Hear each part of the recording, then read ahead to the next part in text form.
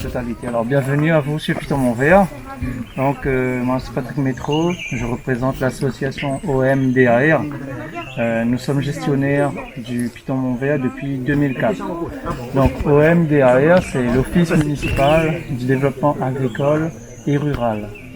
Donc nous sommes basés sur la commune de Saint-Pierre et depuis 2004 on a à charge la gestion de cet espace naturel sensible.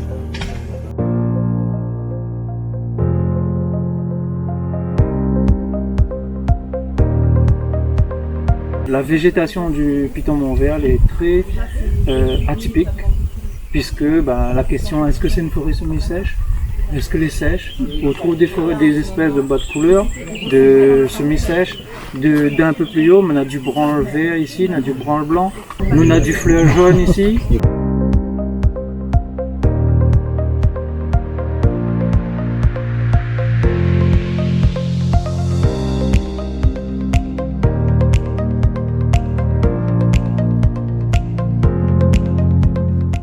Bonjour, donc moi c'est Arsène Noël, donc je suis agent de terrain au secteur sud du parc national.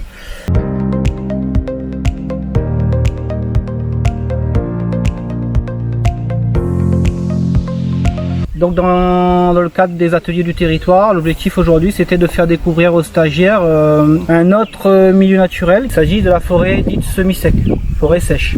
Il doit rester environ 1% de ce type de forêt dans l'île. Et on a choisi le site du Piton Montvert qui abrite une petite population d'espèces dites semi-secs rares, voire même très très rares pour certaines d'entre elles.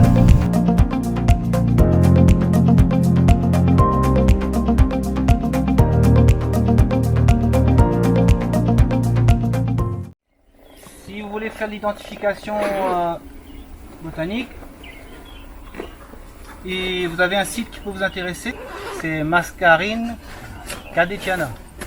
C'est la base de données du conservatoire. Il y a un moteur de recherche dedans qui s'appelle Index de la flore. Et vous allez taper Index de la flore. Vous avez deux petits moteurs pour vernaculaire non local ou non latin. Vous avez cette interface qui apparaît, et à partir de l'interface vous avez le moteur de recherche là, hop, Mascarine Cadetiana, vous cliquez dessus et vous avez les onglets de recherche qui apparaissent avec la carte en fond. Tout le monde là. Et puis voilà, tout ce qui dit atelier atelier olfactif là, ça marche très très bien. Dessus, c'est la mouche bleue. Donc tu peux, en fait, vous pouvez sélectionner les espèces en fonction des ateliers. Par exemple, toi, si tu fais un circuit, tu pourrais faire un circuit en lien avec les sens, tu vois. Et là, quand tu as des pieds de bois comme ça dans ta parcelle, et ben, il faut exploiter, bien sûr.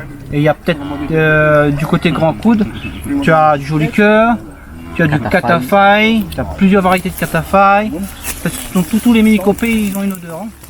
Tu as l'écorce de certains bois, même les exotiques. Hein. L'acacia, quand tu l'écorces, c'est une exotique. Quand tu fais des chantiers de lutte, ça, c'est une bonne odeur aussi. C'est un mimosa. Le mimosa, ça sent très très bon. Le pandanus, le pain, là, quand les fruits sont mûrs, c'est une odeur, c'est une fragrance géniale, c'est formidable. Et puis toutes les fleurs, ils ont leur petite fragrance, bien sûr. Donc tu peux exploiter ça et faire des ateliers dessus, tout simplement. Le nat, par exemple, quand tu récupères le fruit, l'amande à l'intérieur, ça sent l'amande.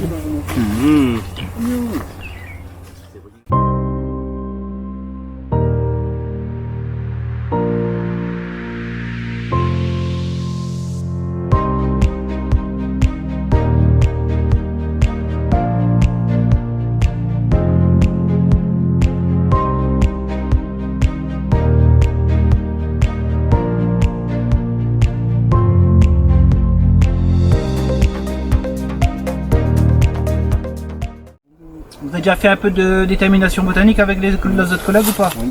Vous avez expliqué quoi? Ouais, c'est un arbre ramifié ou pas ramifié. Ouais, avec Yannick ça. Ouais. Faites la technique qu'il vous a montré, on va essayer de trouver le nom dessus. Feuilles simples, bordure lisse. Alterné. Est-ce que c'est alterne? Oui, elle est alterne. Pas Est-ce que c'est symétrique? Non. Non, c'est légèrement alterne, décalé. Hein. Et surtout, normalement, il y a un critère qui caractérise cette espèce-là. Le rouge. C'est un pétiole rouge marqué et une nervure principale qui tend sur le mauve vers le noir. Mais dans la plupart du temps, parce que tu prends une autre feuille, ça se trouve c'est pas rien dessous. Très connu, on utilise ça par exemple dans les décoctions pour les coliques néphrétiques, pour les calculs rénaux. Mélangé avec une autre espèce, le bois d'arnette, on utilise ça. C'est le bois de rongue.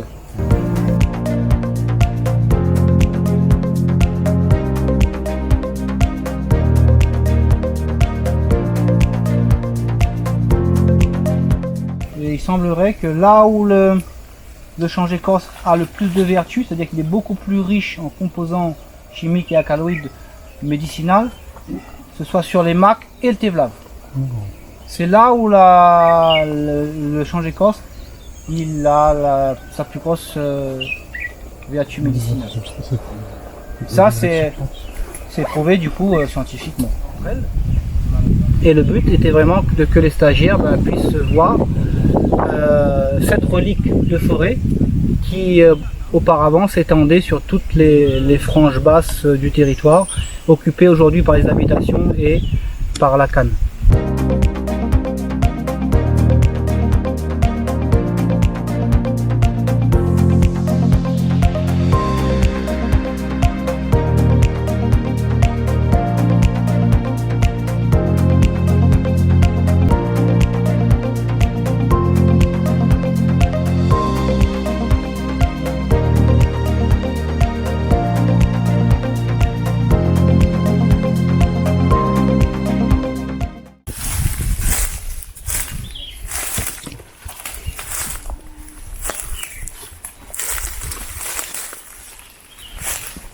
On va voir l'échelle. En zone sèche, on peut considérer que c'est un gros spécimen, mais comme moi des autres ce matin, le bois de rempart c'est une stationnière. Donc tu pourras le retrouver un petit peu à toutes les échelles. Et celui-là, il est gros ici en zone sèche, mais ça reste un petit spécimen. Une petite araignée cerise, hein. Il doit cacher bien un truc par là.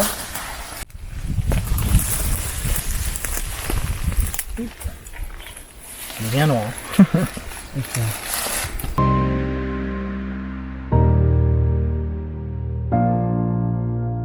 Ils ont pu découvrir notamment des espèces très peu connues du grand public, telles que le Drypetes caustica, ou connu aussi sous le nom de bois de corse blanc bata. D'ailleurs aujourd'hui, ce qui est exceptionnel, c'est que il y a dans le cadre des week-ends nature, il y a des gamins qui ont planté un arbre là, qui vient du conservatoire et qui va permettre de devenir un futur semencier de cette espèce très très rare dans les années à venir.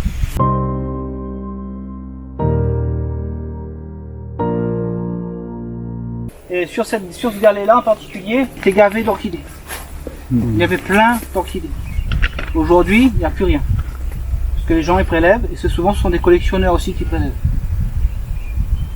Ici, il y avait une petite orchidée qui était accrochée sur la roche par là, et qui n'avait jamais été décrite. Ça a été décrite récemment, ça s'appelait Angrecum zelanicium, quelque part par là.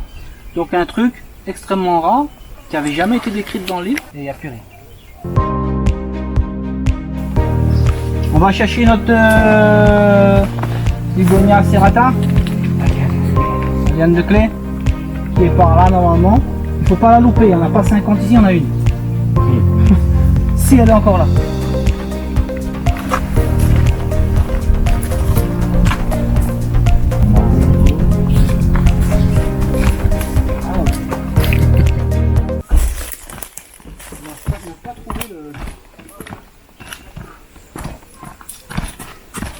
C'est quoi comme liane?